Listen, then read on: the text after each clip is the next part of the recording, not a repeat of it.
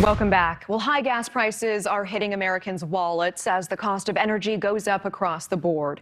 The average price of gas is $4.70 per gallon. That's up more than 49% since the same time last year. Well, across the pond, the EU is focusing on another solution as they try to go green. Their solution, nuclear energy. You heard that right. Nuclear is the new green in Europe. And back here at home, nearly 19% of electricity generation in the U.S. is nuclear, fossil fuels accounting for around 60%. And some are hailing nuclear energy as the solution to America's energy needs. Meanwhile, Greenpeace is calling it downright dangerous.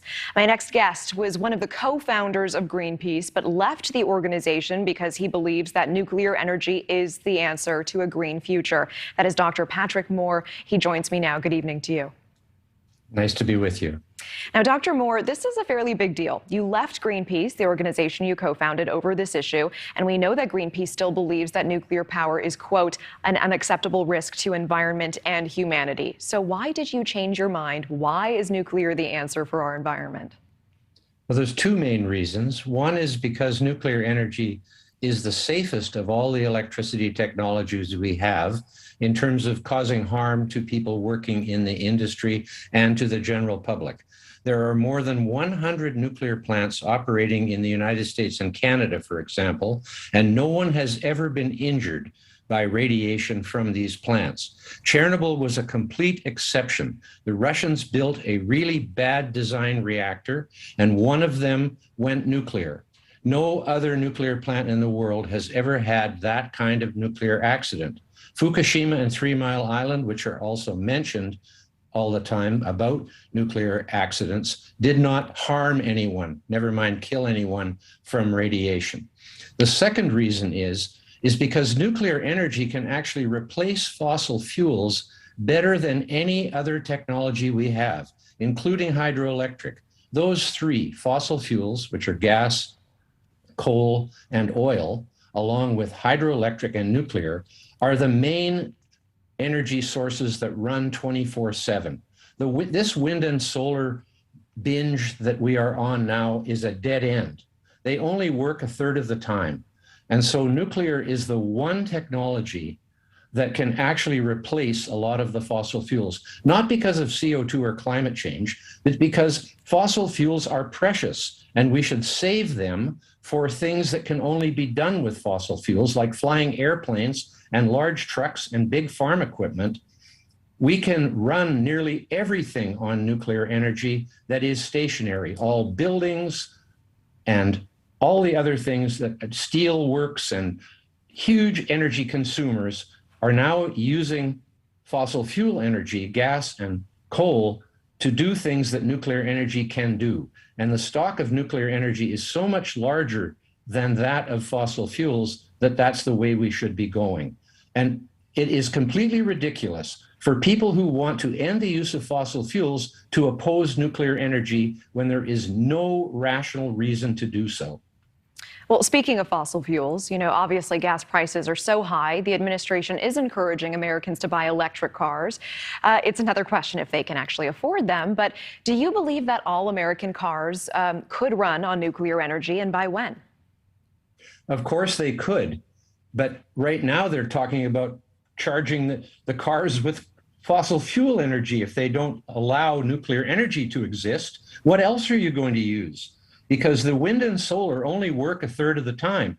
That means that when you have wind and solar energy supplying the cities and the industries, you also have to be charging the batteries. So you're going to need 3 times as much energy generating capacity with wind and solar, which are actually a parasite on the larger economy. I've said for a long time that all wind and solar installations should have to be built bottom up with wind and solar energy. And then we would find out they can't even build the wind and solar facilities with wind energy, never mind run the economy on them.